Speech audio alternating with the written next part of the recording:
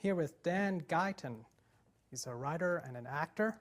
Dan is the two-time winner of the Kennedy Center ACTF National Playwriting Program Award for Short Play Competition and two-time finalist of the 10-Minute Play Competition. He's also the Rion Theater Strawberry One Act Festival semifinalist for script and direction, and the Authors Playhouse New Author Festival Best Comedy winner. Dan, thank you very much for being here. Thanks for having me. It's really exciting. We're going to try to complete a reading of at least a one-act play of yours tonight, and that may be a bit ambitious, but let's see how it goes. We'll see what happens. Great. But before that, give us a sense of what interests you as a writer, the subjects you explore, and the themes. Well, I like to look at subjects that bother me. Actually, Mm-hmm. I take things that are, something I may hear about in the news or something that happens to me personally, and I try to find, I find something about it that really upsets me. So for me to deal with it, one way I do it is to find out what's almost comedic about it. Find Mm-hmm. something that's not quite as bothersome about it, and I take that, and that tends to be what I write about the most. So, for example, if an issue comes up, something like the issue with Columbine, Yeah. that happened a couple years ago. Sure, the students going on the shooting ramp. Yes, exactly. That really upset me. It really, Yeah. got me worked up. I had two little brothers that were in high school at the time, Right. so I was very, very worried about an issue like that happening again, Yeah. in their school. And so, It affected you personally. yeah, it really bothered me. It really upset me. And so when I was at that point, I was thinking about it a lot, and I decided to write a comedy about that event. A comedy about... Yes, and again, not to disrespect No. the people involved. It's a tragic situation. It's an awful situation. But in order for me personally to cope with it, I felt finding it's absurd. I would say probably absurd more than comedic. There's like a ridiculous element to it, where these kids in the Columbine situation could have gone a different route. They could have done something else. Their behavior was very, very immature, actually, despite the fact that they were doing, I guess, mature things. But their behavior and their motivation for it were very ridiculous, very absurd. A tremendous irony almost that immature and yet having such lasting consequences. And Yes, exactly. And so that's where I went with my direction of my play. Was I wrote about four immature kids, and they were planning a very similar situation. And so the comedy did not arise from them planning this terrible thing, but it arose from the immaturity of their behavior with one another. And so again, what I was finding was not so much that this is a funny situation by any means, but I was finding funny elements within a terrible situation. And I found that tends to be like how I kind of write. Something will bother me, I'll think about it, and then I will try to find a way to make it less bothersome for me, which usually involves a bit of comedy. And that's, it's an interesting take on it. It's one that I've seen a few other writers will use that, but this is something that tends to be how I personally write.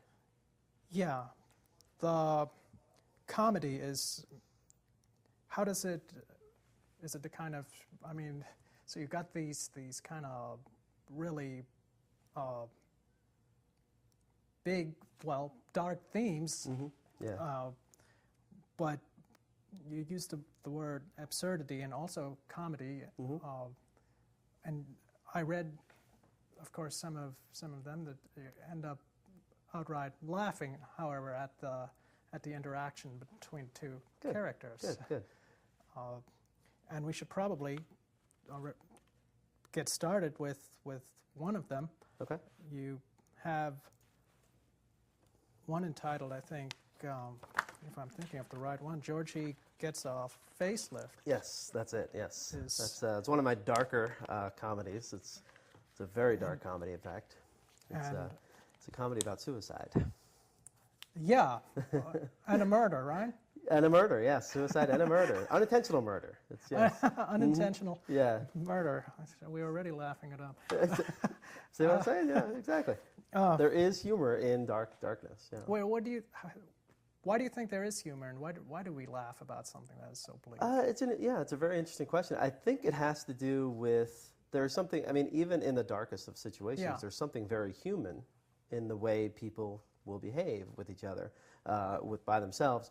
And it's almost like we can laugh at typical situations when they're in another context. It's sort of like taking, in the beginning of this play that we're about to see, a young man is about to kill himself. Yeah. And every time he tries to do it, the phone rings. The door, somebody's knocking on the door. Oh. And he's getting interrupted from this very serious thing. Yeah. So again, it's not the attempted suicide that's funny. It's the human elements that are getting in the way of this very serious, tragic thing. So it's almost like pitting two, the audience will expect certain things. And so as a writer, as a playwright, Yeah. I'm always trying to, subjugate the audience's expectations or, counteract the audience's expectations. Sure. And that's one of the ways of getting the comedy out of a serious situation. And do you find that the audience is where you are or where you want them to be? Are they laughing when you're sitting there? It depends on the production. Uh-huh. A lot, Really? one of the challenges being a writer, a playwright specifically, is a lot relies on the actors and the director and the set designer and so forth. And so for, I've seen a few productions of Georgie Gets a Facelift, and depending on who's directing it, depending on who's starring in it, it can go either way. Well, this will be amazing then, because because I think we can do it with just two people, right? A reading of it at least. Sure.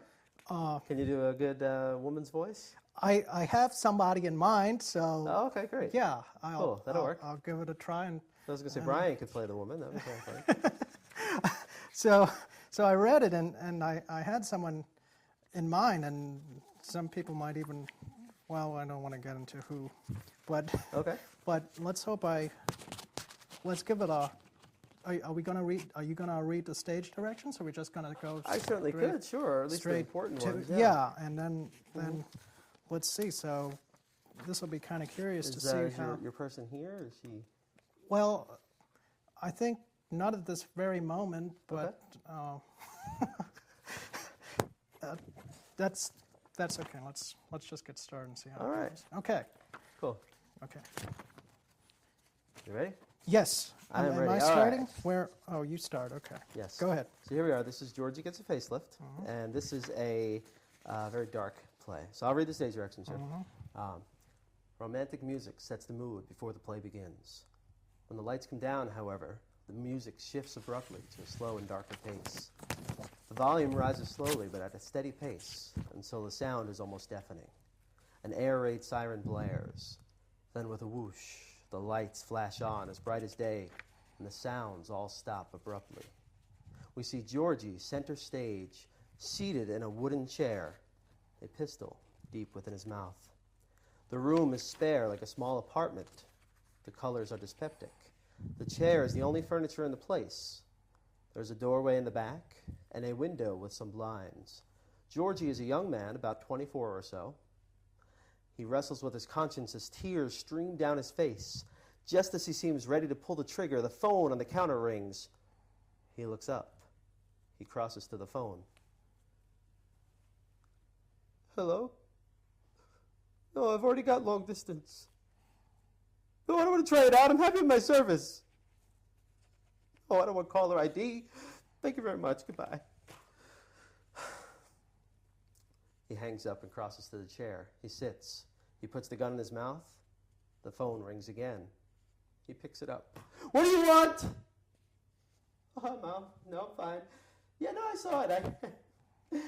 Look, I'm really busy right now, okay? I gotta go. He hangs up. He crosses to the chair. He puts the gun in his mouth. The phone rings again. He removes the gun and destroys the phone. Just leave me alone! He sits down again. He puts the gun in his mouth. The doorbell rings. What do you want? He runs to the door and flings it open. A Girl Scout is on the other side. Try and be the. Would you like to buy some Girl Scout cook? He shoots her, and she collapses. Oh my God. Oh my God, look what you made me do! He drags her lifeless body into the room, then crosses to the door to see if anyone was watching. He slams it shut and locks it. You never should have come here. I don't even like Girl Scout cookies. Christ, all I want to do is shoot myself, and I can't even do that right. What are you looking at? Yeah, well, you're better off this way, believe me. This life is not what you think it is. Just as soon as you feel like you're going somewhere in this world, it just turns around and bites you in the ass. Trust me, when you get older, well, you know what I mean. So don't look at me funny like I did something wrong, because I did you a favor. You think I'm a monster because I shot you, don't you? You think well, I'm sick and tired of all the accusations and the lies and feeling like I did nothing wrong. Yeah, that's what I thought you'd say. Just shut up. I lived a good life. I always did everything right, and then one day it just... Let me tell you a lesson about life, okay? Life is not... What do? You sell Girl Scout cookies? Okay, let me tell you something. What do you got to sell, like 300 of them? Okay, let's just say you got to sell like 300 Thin Mints, okay? Because those are the cookies everybody loves, okay? So you got like 300 boxes of Thin Mints. So here you are, you're selling them. Whoop-de-doo, buy my Thin Mints. So what happens? You sell 300 Thin Mints, and what do you get? A patch? A fucking medal on your shawl that says, look at me, I sold 300 boxes of Thin Mints. Is that what it's for? Fucking patch? Well, that's cool. So, I mean, patches are nice. They add a little color, a little flavor to your brown and green, but you just don't understand. You just don't understand that for every patch you receive in this life, there will be some motherfucker ready to stab you in the back and steal your patch away from you. You just don't understand this. You're just a little girl. I had a patch too once. You think I'm a monster, but I had a patch too. It's called a bachelor's degree. I spent 6 years in college, and I thought, man, I finally got it right. It's been 6 years. I thought, now I can get a job. Now I can do something with my life. You think I'm a monster. You think I'm a monster because I shot you, don't you? Oh, I'm not a monster. I only did it because I care. I only did it because I'm a good man. I'm a good man. I'm a good... Ah! Why can't I pull the trigger? You're right. I am a monster. They took my job away. What else could I do? I spent 6 years in college and they took my job away. What else could I do? They stabbed me in the back and they took my job away. Just one mistake and they never let it die. I just want my patch.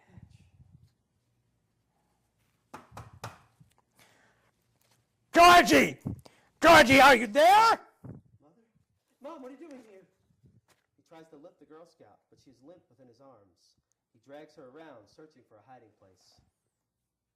Georgie, I've been calling on the phone, but no one answers! The phone isn't really working right now, Mama. Georgie, I know about your job. Are you okay? He props the Girl Scout up in the wooden chair. He turns to go and she falls over. He props her up again. He turns to go and she falls over to the other side. Open up the door here, Georgie. I'm kind of busy right now, Mom. He grabs the phone cord and ties the girl upright in the chair with it. The door flies open. Georgie spins and aims the gun at Mama. She's standing in the doorway, a set of keys in her hand. They stare at each other silently. I read about you in the papers, George. They lied about me, Mama. I never killed no one. The Girl Scout falls to the floor, except for her. You killed a Girl Scout, Georgie? She tried to sell me cookies. I thought you liked the Girl Scout cookies. Just the Thin Mints, Mama. Just the Thin Mints, Mama. You wouldn't shoot your own mama now, would you, Georgie? They lied about me, Mama. They took away my patch. You can always get it back. No!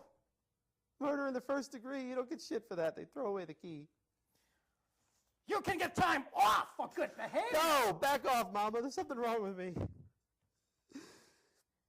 No, Georgie, no. That's how your father died. Please, put the gun away. All my life, I wanted you to love me. I do love I wanted you to love me more than you loved him. I wanted you to see that I was twice the man that he could ever be. But I'm not. I'm a psychopathic killer. Oh, now, Georgie, you mustn't think that about yourself. You've just made a few mistakes. That's all. I killed a little girl. Well, no one needs to know. Come on, I'll help you bury her. She grabs the body by the leg. Mama, the police are looking for me for killing Mr. Myers. Well, did you? Yes, no, he took away my patch. My job. He gave it to someone else, some young upstart in accounting. I have a bachelor's degree. I just taught him a lesson. And he never will forget it, will he, Georgie? Mom, I've got to kill myself. Georgie! I can't survive in prison. They'll rape me in the ass and do all kinds of things. Georgie! Please don't watch me, Mama. I watched your father die. There was nothing I could do. I had just come home from shopping, and I heard the gun go off upstairs. I thought it was a nail gun. You know how he was always building stuff. I remember thinking, God, I hope that's not for me. He was such a thoughtful man. He would always make me things, you know, like that cabinet in the basement. But they always looked like shit. I remember thinking, George Macaulay Robertson, if you make me one more wooden birth bath, I will punch you in the face. But when I got up there, I saw your father bleeding on the carpet. He had put the nail gun to his head. I felt the blood rush out of me as if his was seeping on the blue-gray Venetian rug. His last words were, God, this hurts. You never made me anything again. I didn't know you saw it. What? I didn't know you saw him die. Oh, I tried to block it out. It still gives me nightmares, though.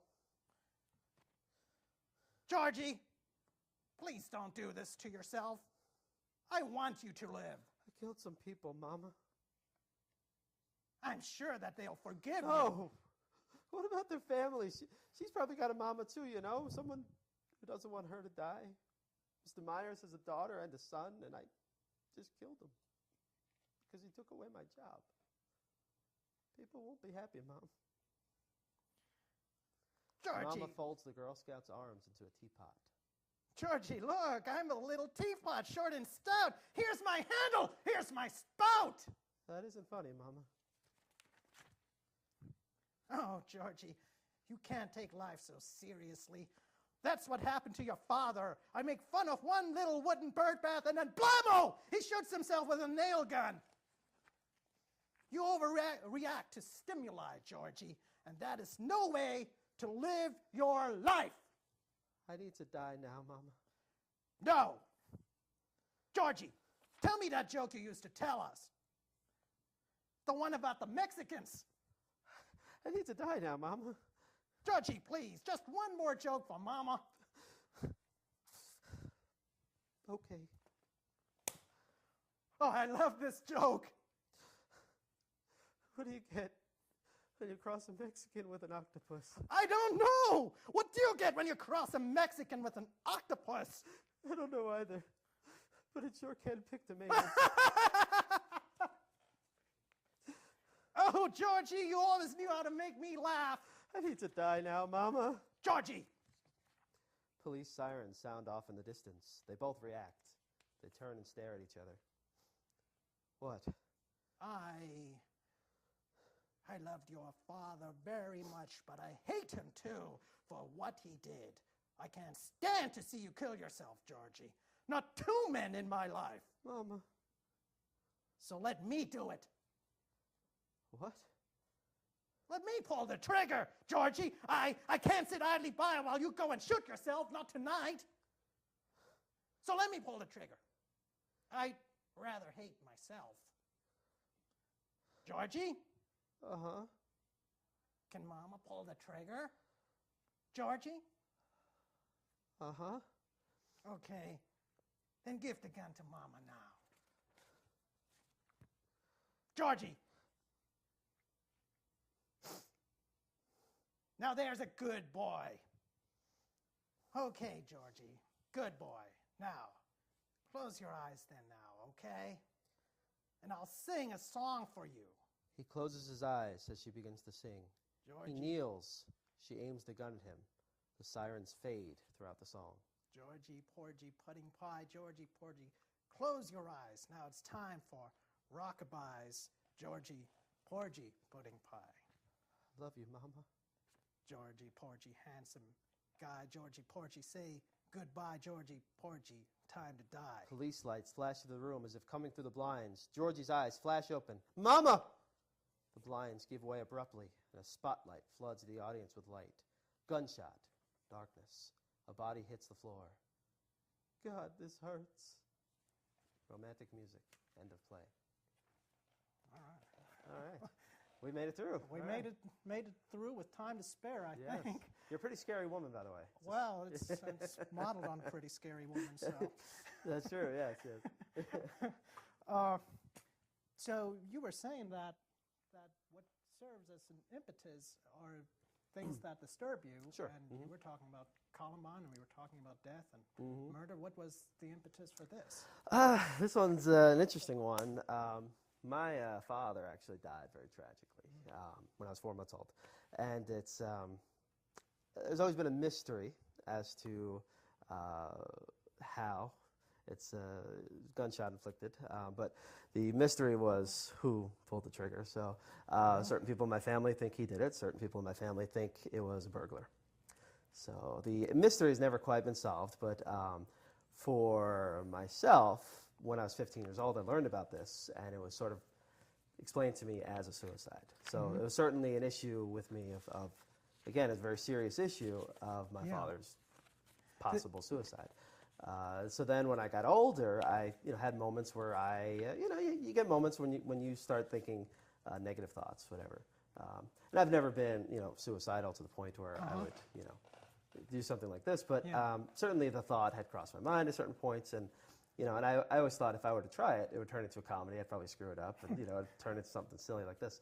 And so, so when I started writing it sort of actually became an odd sort of parody of my own depression, I guess, is where that came out of. So this was a kind of very personal, internal way of working. Yeah, again, it's a very personal issue, something that upset me and bothered me and had been eating away at me for a long time. But again, making it funny was a way for me to deal with it. So that's kind of how I...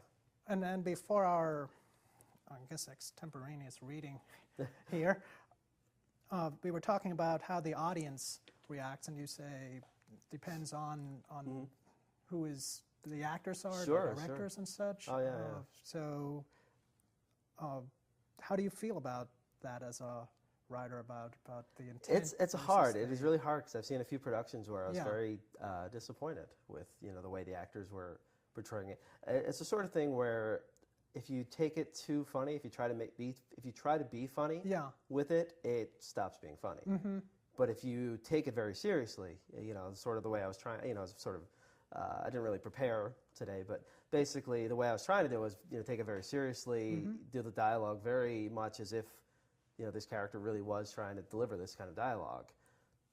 And that, became serious, but I think hopefully people found it funny because it was so serious.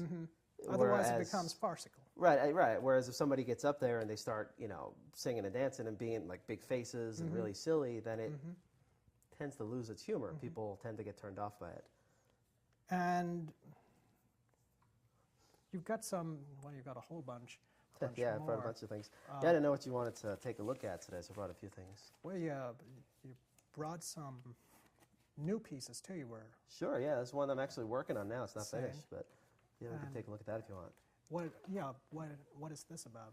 This one is called Forgiveness. This is actually, I started writing this, believe it or not, when I was 12 years old.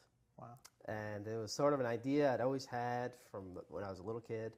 And then, of course, as I got older, it sort of progressed. Originally, it was going to be a novel. That was always my first thought, was to make it into a novel. But then, as I got older, it sort of turned into, I thought about making it a play. Because sort of the progression from myself as a writer, I wanted to be a novelist first. Then when I got to college, I started doing a lot of acting classes. Yeah. And suddenly I was like, well, let me start writing plays. So that became my next project, was to create plays. And then when I looked at this one, this idea wouldn't really work as a play because there's so many different locations. So I kind of gave up on this. And then after I finished grad school, I started to look at screenwriting as a possibility. So I started writing screenplays, and then I figured this would work really well as a screenplay. So that's where.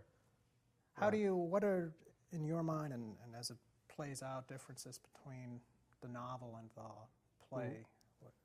Sure. I mean, there are all ways of telling a story. I mean, every form of writing, every form of art is a way of telling some sort of story. Painting tells a story.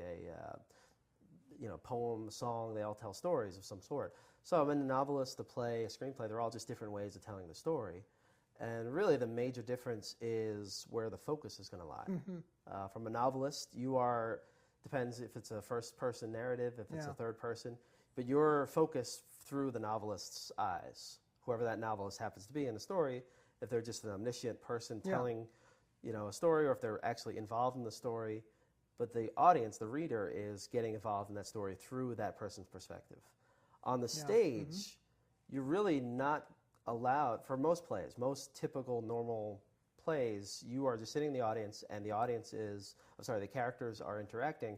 There's not a lot of perspective placed on it other than where the scene ends and begins. Because your eye, as an audience member, can go to this side of the stage, that side of the stage, anywhere on the stage you want. Yeah. So it's really difficult for a playwright to control focus. That's where the art of a playwright is. Now, for a screenwriter, the focus is the camera. The camera picks and chooses for you what you're going to focus on.